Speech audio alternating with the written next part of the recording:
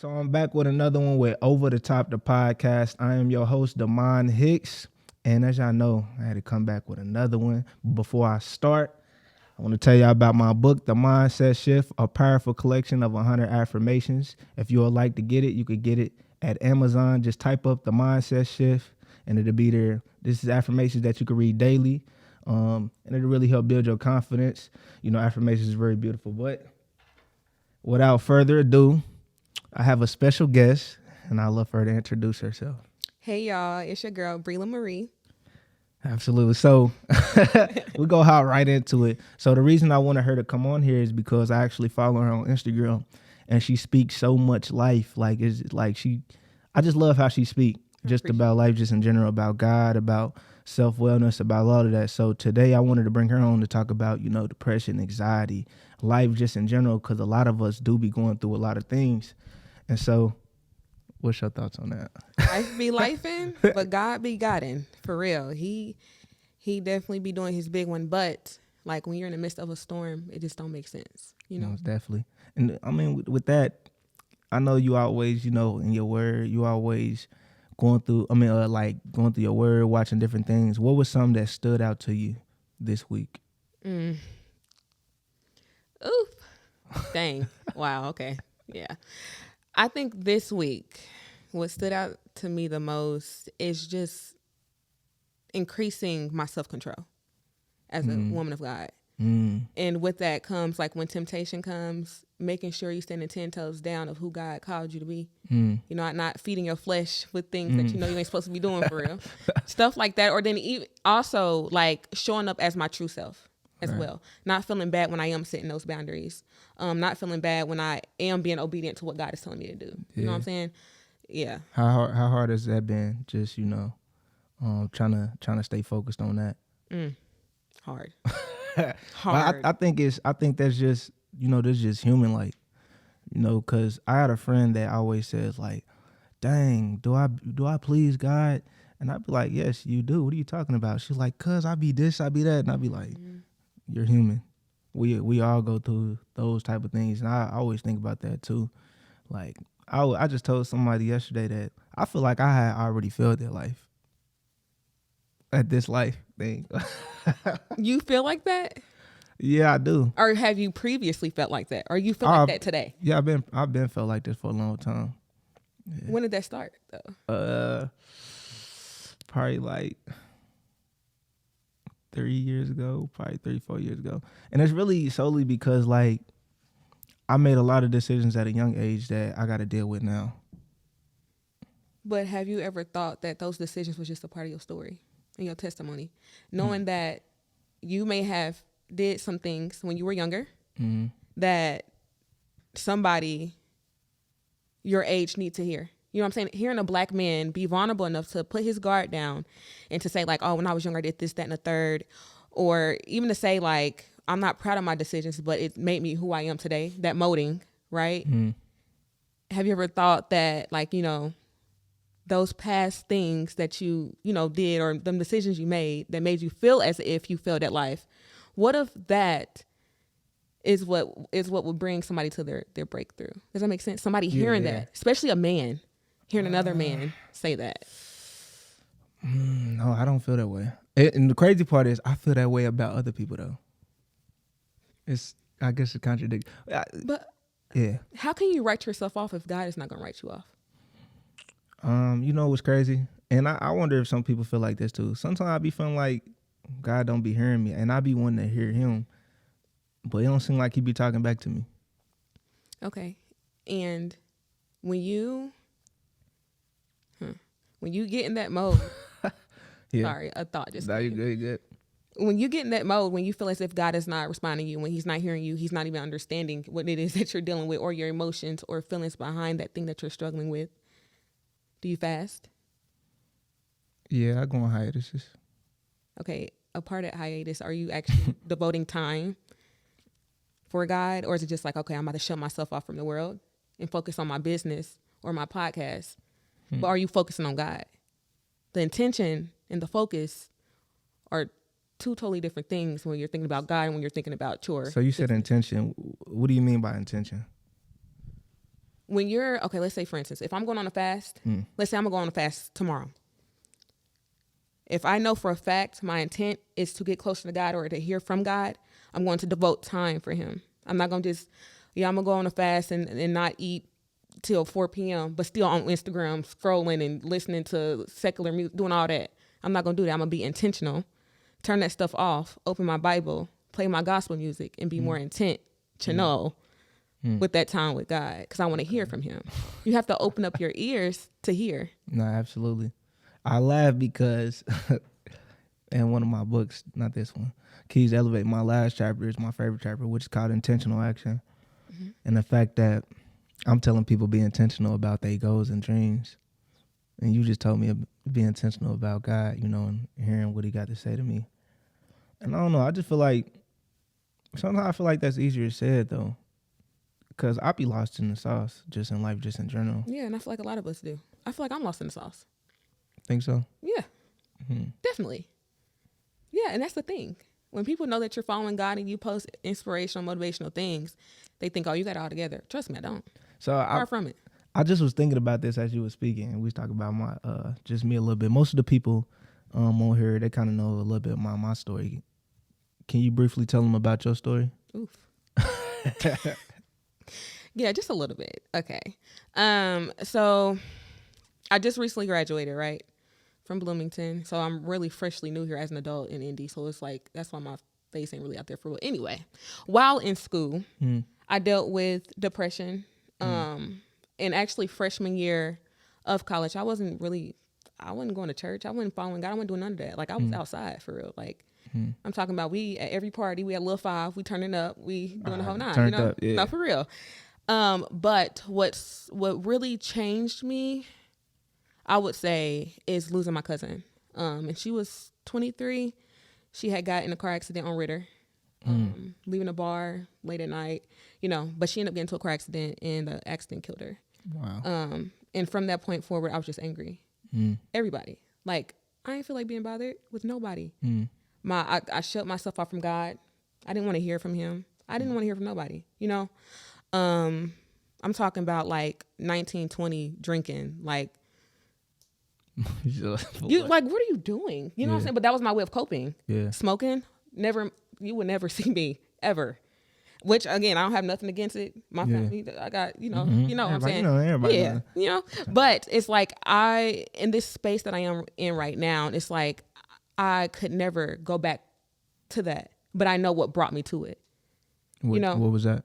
Like, losing, first of all, I lost my grandpa, actually, before I had graduated high school. So I was already on edge about that. Then I ended up losing my cousin, and then, like, I lost another cousin. It was just a bunch. I'm talking about, like, cousins my age, like, my people for real. You know what I'm saying?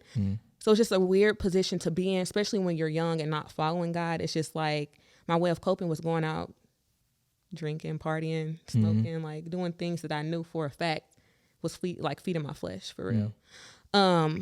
But something just sparked. I don't know. I don't know actually what sparked within Wasn't a me. conversation or like a book, a video? Or... I think it was a video. Sarah Jake Roberts. I was on her for a minute, like, just looking at different, sermons and things like that. And then after that, it's just like, okay, I need to get baptized. And after my 21st birthday, I was like, I need to get baptized. So I had told my mom, and she's like, well, you need to go. If it's on your mind, then do it. You know what I'm saying? So I'm like, no, I have to stop. I got to stop, doing this, that, and the third. I got to stop smoking. I got to stop drinking. I got to stop having sex. She was like, no, when you have a feeling of wanting to be saved and baptized, come as you are. Because if you're coming, right, perfect in our eyes, whatever perfect is, right? If you're coming perfect, what work can God do on you? Come as you are. I think people have this perception. And if a person is thinking about being baptized, even you, I don't know. Have you been baptized before? Okay. Well, some people think they're supposed to come perfect. No, it don't matter what your past is. God will restore you and fix you. But anyway, yeah, so I ended up getting baptized. And then from there, the rest is just history. And it's fresh. So you said it's new, it's fresh? Yeah, like 2021. So I think I know what you'll say, but how do you cope now? Do you still deal with depression and anxiety? Anxiety, bad, yeah. How do you deal with it now? I think with that, Still learning? still learning, still navigating through, but also knowing like whatever it is that I'm facing is temporary. Yeah. And I just had a conversation last night about pain being temporary or permanent. And I literally was thinking like with if I'm talking about pain, I thought of like pain being a permanent thing. You know, okay, so let's say for instance, me losing my family members, it put a permanent feeling of anxiety within me. So that's why I thought as if like, you know, pain is permanent because the cause of my anxiety is from that pain. But I don't know. I was thinking on the way here, like maybe pain is temporary in a way because God is a restorer. He will restore us. Yeah, when you were saying that, I was thinking about, I guess, a scar. It'll be there, but it got the potential to be healed, right? Right. Okay. But I still have scars from when I was little. You know, I don't know. But it still is healed. So yeah, right. So for It's people still that's healed. listening, in the comments, leave what you do when you dealing with anxiety. For the other people that's listening, or if you listen to this on Apple or Spotify, tag us one of us and tell us what you do. Yeah. Cause for me, I kind of listen to music. I got my favorite songs that I listen to. It's 2 of them right now. It's Lauryn Hill, X Factor, Okay, Lauren. and then it's Say Yes by Florida. And I just love the soothingness of the songs. It really calm my spirit down, and it feel good. But I don't know. I've been in my thoughts a lot lately. Yeah. Cause I don't know, this world, I see a lot of cliche type of, I'm over there fidgeting that. That's ain't my thoughts.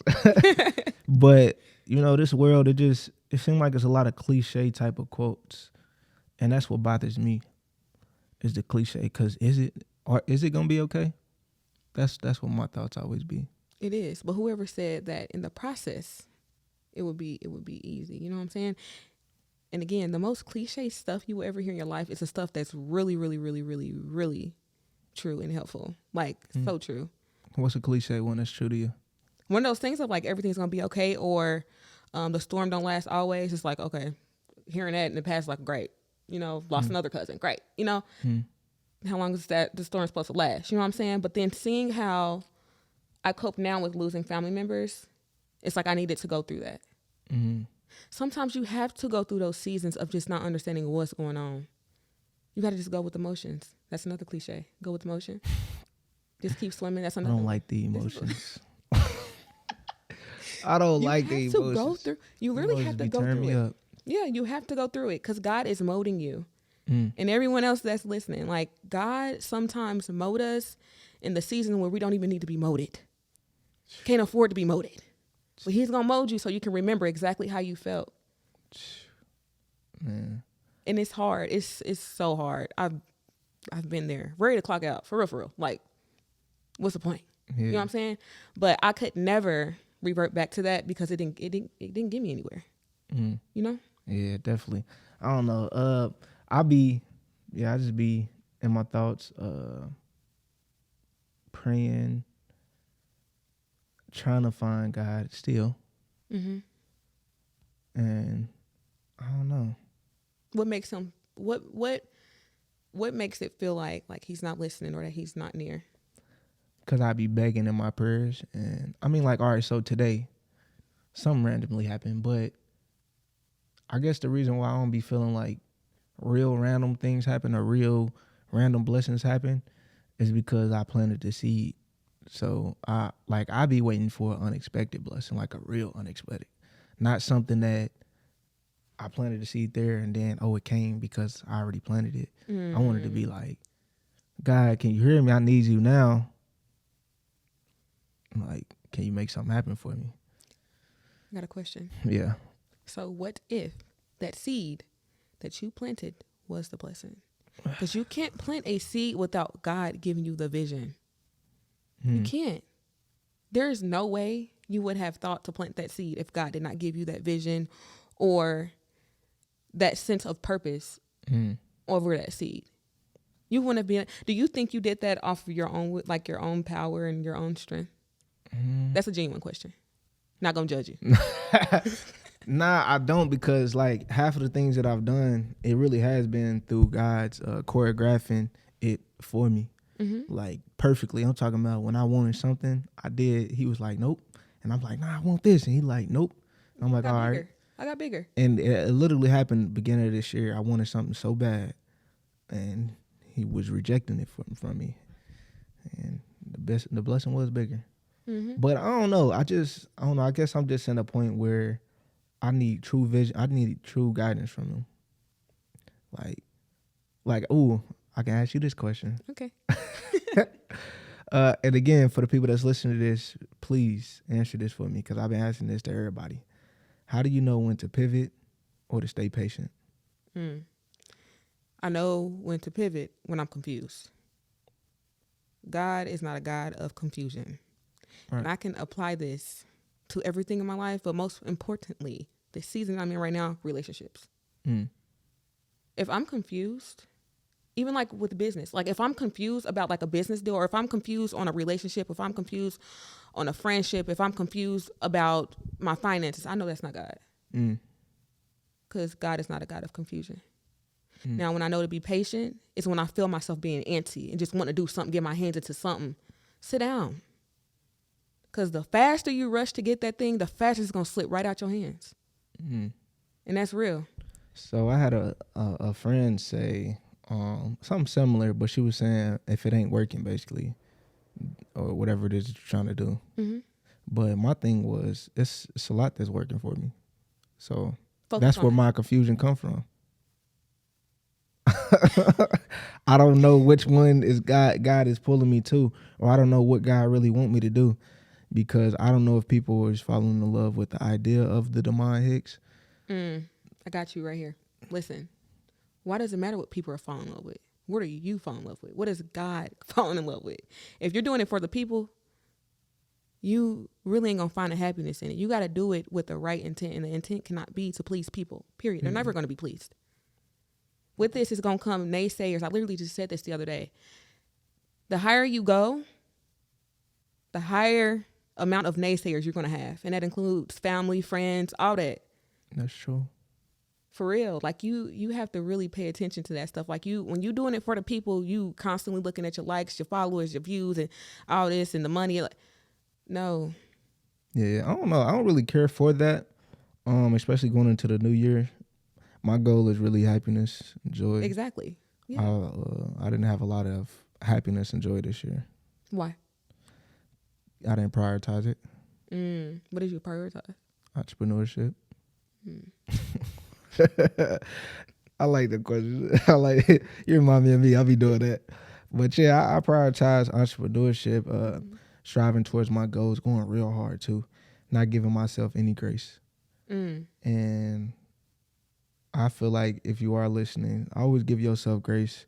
Always live in a moment and give God his glory.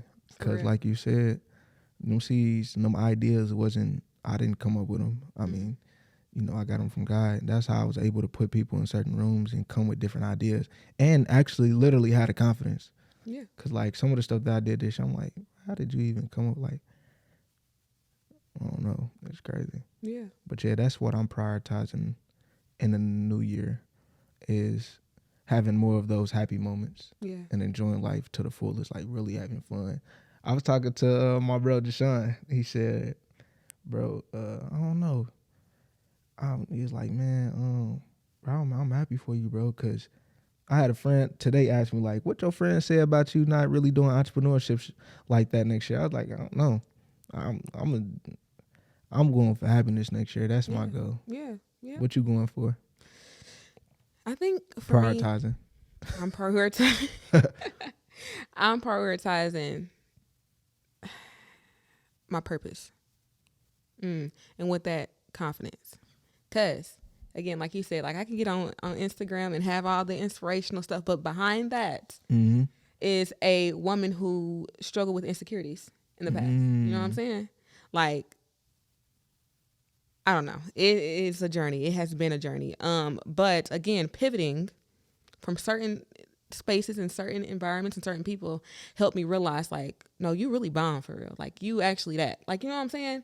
Like, again, I wasn't patient. I feel like I had been patient for so long to where I lost my sense of confidence within myself. You know what I'm saying? So once I pivot, once I listen to God's voice and his order and his instruction, I made some changes, switched up my environment, switched up my people who I was around, and now I find myself, finding my purpose and being more confident and sharing my voice and being on and in spaces like this. Yeah.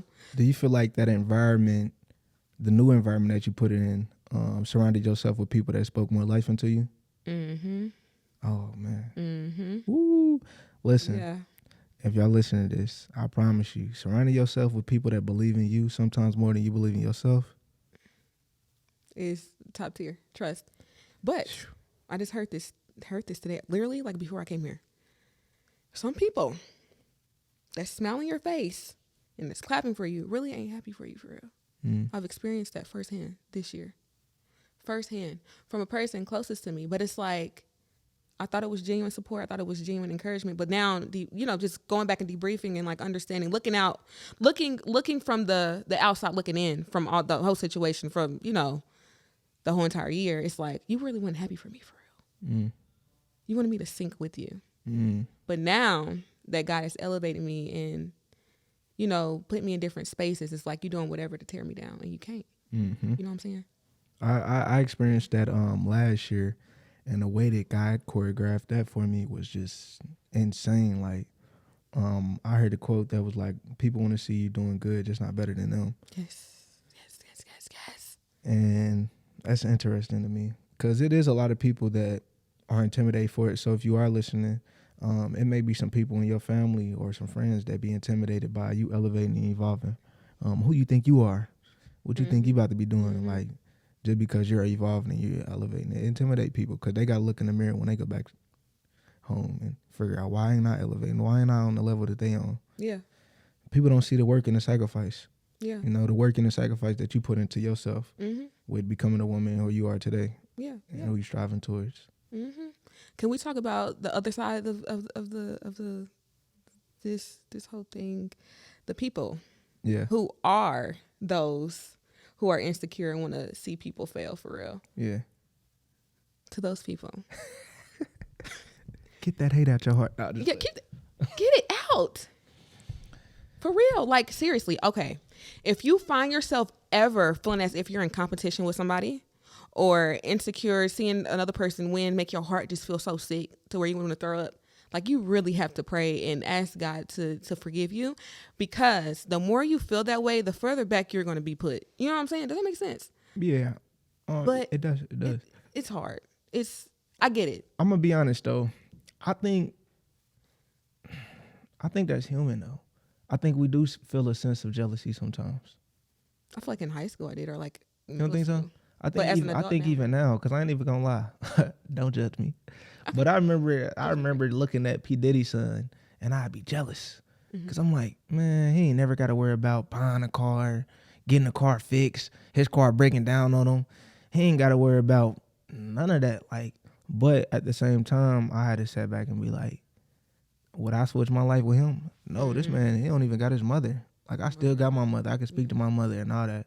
And also, I think social media play a big game because, like, even right now, for the people that's listening, also you, like, right now, I'm 26. If I see a 26-year-old upload a Lamborghini right now, I'm going to kind of feel some way, but not knowing that. I don't know what he did to get that car.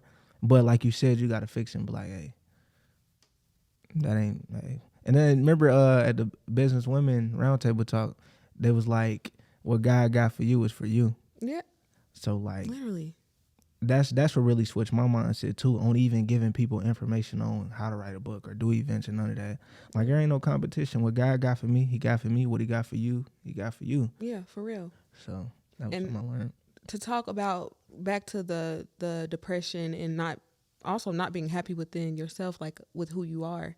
A lot of times those who are not happy with who they are by them, aside from a relationship, aside from the parties, aside from the social gatherings, aside from all that, when you're at home by yourself, a lot of people who have that sense of insecurity and that sense of like they don't deserve that, kind of like envious, there it is, that word I'm looking for.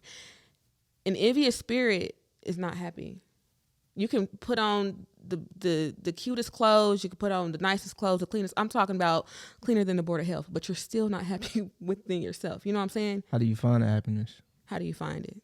You have to really heal from them past traumas, whatever it is that turns your heart cold against yourself, you need to figure out what that is and like actually like again, what's wrong with therapy?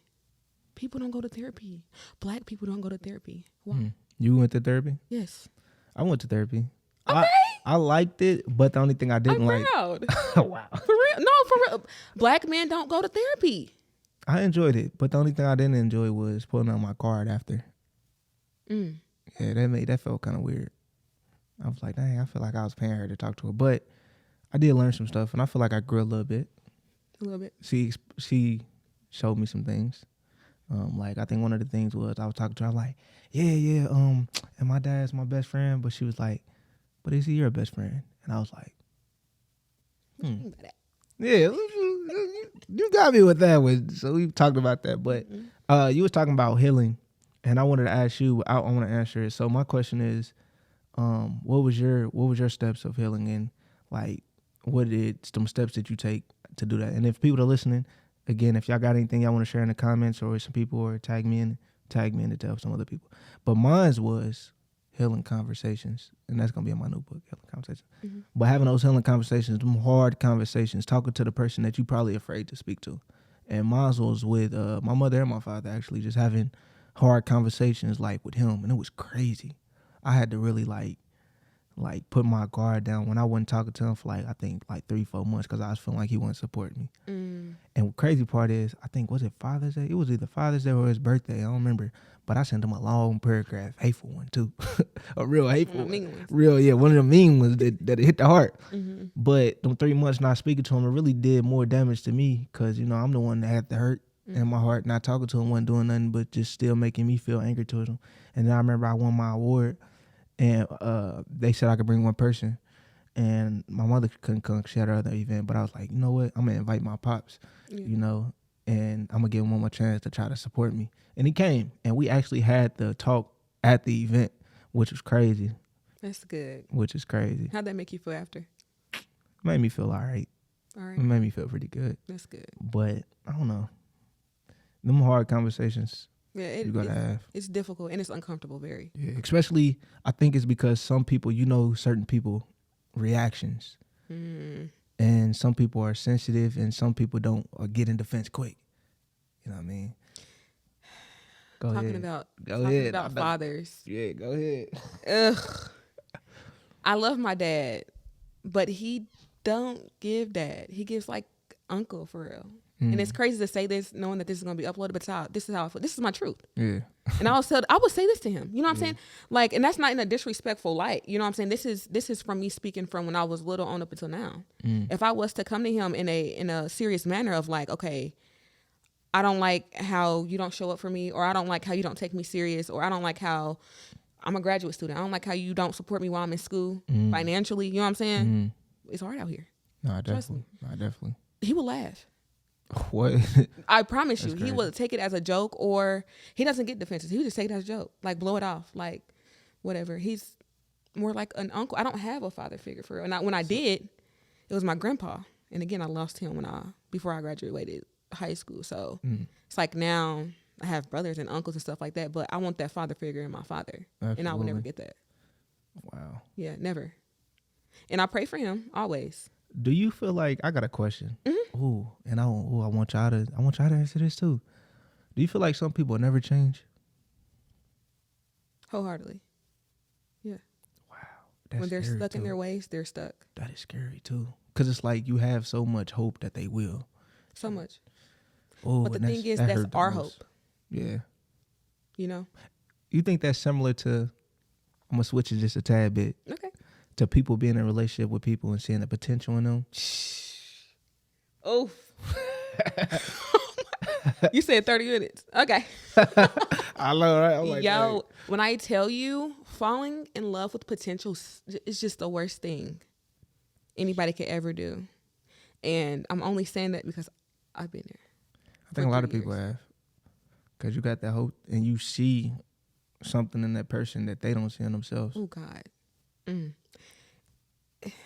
Yeah, and since they don't see it within themselves, they water you down to get down to their level, to where it's like, okay, I don't want to see you doing better than me. I want to see you doing good. Yeah. But I don't want to see you winning, because then that shows that I'm not really doing nothing for real. Then that actually requires me to actually reach that potential that I know is within me, but I don't want to work towards that thing. And it's like, why? You have so much potential. You're capable, but I can't want it as bad. I can't want it for you more than you. Does that make sense? Nah, you don't want it for yourself, but I'm literally sitting here cheering you on. I'm like a whole cheerleader around here. Definitely. Man. And you're enjoying the bench? Crazy. All right, pause right there real quick. Yeah, let's please. So what I want you to do real fast, because I like this conversation, and I'm going to keep it going on Spotify, Apple Podcasts. But before it ends on the camera, I want you to tell them where they can follow you at, because we're going to keep it going on the Apple Podcast. So if you're watching this on YouTube, go over to Apple Podcast to listen to the rest of this. But yeah. Before I shut off, I want you to tell the people though. Yeah. You can find me on YouTube, TikTok, and also Instagram at Brela Marie, BrelaMarie, Brela Marie. All right, cool. Now we're gonna keep it going, because I'm really enjoying this conversation, especially about seeing the potential in people, and then also having them conversations with the people that probably will never change. Because I had asked myself that question one day, like, I don't think some people will ever change, and that's the scary part about life. So what do you do when you have a mother that's not a good mother and speak to you foul and dirty, or you got a daddy that don't show no love and attention? But the crazy part is you can see them give that to other people and other things. Yeah. And I think at that point, step back. Take that biggest step back that you've ever taken in your life. Because the more you try to pursue that relationship with that parent or that friend or that partner, you're going to keep finding yourself in these same positions of hurt, of expectations of, dang, like, I can see you being this, but do they see it for themselves? And that's selfish of us to think, like, you can't force something up on somebody. You can't force somebody's potential upon them. If they don't want it, they don't want it. And that goes, it hurts to cut your parent off. It hurts to build boundaries or create boundaries with parents, but at the same time, it's needed. It's mandatory. You have to do that. It definitely is. Especially as an adult. I think that's what helped me get a little further in being okay with my pops, because I think my problem was I would see him go to travel to go to concerts out of town. And it's like, how many events had your son had this year? I'll never forget this year. I had an event Saturday. He didn't come. Sunday, I went to an event. Guess who I seen? Him. I'm downtown, like, I'm walking to him with Jamal. I'm like, bro, I can't believe my pops right here. And I love my pops. So pops, if you watching this, I love you. But this was true. So I'm walking with Jamal. I'm like, bro, I can't believe he here. And I just had a whole event yesterday. He didn't even come. Well, all right. So I walked up. And this is the hurtful part. So I'm talking to him. And I'm like, yeah, what's up, pops? And he's like, yeah, my brother here, he wanted your book. So his brother was like a couple steps away. So I walked up to his brother. I'm like, yeah, man, you said you wanted my book. He was like, yeah, I wanted your book. I was going to get it, but your pops didn't even know what the name was. And I was like, phew. And it hurt me when he said it. But this the crazy part. So I'm like, all right, come on, let's go down there and go get it. So, because I was at the event, I had some. So we went down there, and my pops walked up with him. He was like, dang, man, I was trying to get a book from your son, and you don't even know your son's book name. And he said it 2 more times, but the third time he said it, my pops made like a face, like hurt. He was like, no, I'm just playing. You know, I'm just playing right. And I was just like, it's okay. My bad, I went into a rant. But yeah. No, you good. It's like, just admit it, bro. You don't know it. It's okay. Just say you don't know it. Yeah, and you know, but it is hurtful. Yeah. Also, I think when I had that conversation with him at the award ceremony too, I think I was just like, if you don't really care, you know what I mean, I'd rather you just say that. Like you just don't care, because to me, how don't you want to be your son's biggest supporter at his events? You know, like I don't understand it. Like I don't know. How was the relationship when you were younger with your dad? I think it was what the therapy said. I was his best friend, but he wasn't mine. You know what I mean? I went over there all the time, spent time with him. Yeah. I remember, I think this year was the first year that I actually played basketball with my pops. And even trying to do that was very difficult. Like, very difficult. Like, I'm talking about, we planned it for a month. Why are we planning to do something we can do the next day? And it's a summertime. Like, we can just meet me at the park at 2 o'clock tomorrow. Yeah. Horrible. The time I had went over there, and I remember we playing Friday. I went over there Friday. I said, man, I'm happy. I'm happy driving over there and everything. As a grown man, happy to go see my pops just shoot a basketball. I get there. I'm like, man, ready, Pops, you ready? He like, yeah, where the ball at? I'm like, nah, I don't got one. You got one? He's like, nah. I'm like, all right, we can just go to Walmart, girl. Ah, man. I'm like, bro, we can go get the ball from Walmart. Why is you doing all that? Son, man, I just got off work. I'm tired. Man, we can go Saturday. So I'm like, okay. So I ain't gonna lie. I left. I was hurt. Got on the phone, talking crazy to my friend. I was like, yeah, I ain't going to go hoop with him. None of that. Forget that. But I ain't gonna lie. It was like a week later.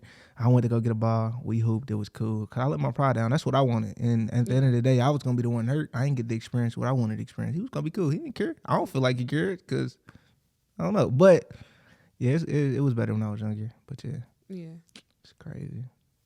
That is crazy. And I definitely feel like when it comes to that pride, I feel like I found myself in that space like a month ago with my dad. Like, I wasn't really caring. Like, I changed my number. I didn't give him my number for like 2 weeks, and that was long enough. I'm like, okay, if something happens to him, you know what I'm saying? That's where my mind goes. Like, if something happens to him, I'm gonna have to live with that. Like, I had so much pride to where I couldn't give him my number. You know what I'm saying? Now I still feel away. Like, I don't know my dad's side of the family like that. Like, I know my sisters and them, but like, I don't know them like that. Have you had that conversation with him yet? You have? Oh, okay. He thinks everything's funny. Wow. He thinks everything is I guess hilarious. at that point, you do just move along. Yeah. And I just, when he calls, I answer here and there. I don't answer all the time. I'm not available all the time. Right. Yeah. I think that's important, not to let people have that type of access to you. Yeah. Because people would, they'll mess your energy all the way up. It don't matter who it is, parents, friends, or I think anybody. Don't allow people to have that much access to you. Seriously. Especially when you're dealing with stuff already, like, alone, mentally, like, you don't need that stuff around you. Cut it off. Set boundaries, and whatever that looks like to you. Boundaries could sometimes be don't answer your phone all the time. Yeah. Also, I also want to say this, since you did say that. I know it's a lot of people that's listening to this. That's that person that everybody come to. Yeah. Take a break. Put that phone down. And if you got people that call you just for bad news, stop talking to them. Mm-hmm. Like, I want people to call. If you call me with bad news, be the same person that call me with good news as well. Don't always pour. And if you that person that always pour, think about what you're doing. You about to call that person that you probably don't even think consciously about it, but you're going to go call them about your bad news. Yeah. They probably already going through something. Why they want to hear your bad news? Yeah. Now, depending on if that's your person. But just think about that sometimes. Same people that you call for bad news, call them with good news too. Yeah. And what popped in my head when you said that, like, pouring into drains. You pour into so many different drains. I found myself pouring into so many different drains this year. It makes no sense. So now I found myself being more attracted or in more spaces where, like, people are, like, pouring into me as I'm pouring into them. Mm-hmm. We pouring into each other. This can't be me pouring into you or you pouring into me, and we ain't, this has to be an even exchange. Absolutely. Now, sometimes I know people have their off season where they need somebody to actually depend on, but if it's every week you're calling me about something, or every week, like, you're complaining, or it's something to where you're draining me, I have to set boundaries. Mm-hmm. And that's okay. It's so weird. Some people don't like to say no, or some people don't like to say, I'm not free to talk right now, or mentally I'm not here. People don't, especially when you're that strong friend. Yeah. Oof. Mm-hmm. When you're that strong friend, no is not something that you say. Mm. Why would you ever? You have to be there. You have to be that backbone for everybody. Who gonna motivate the motivator? Who gonna motivate the motivator?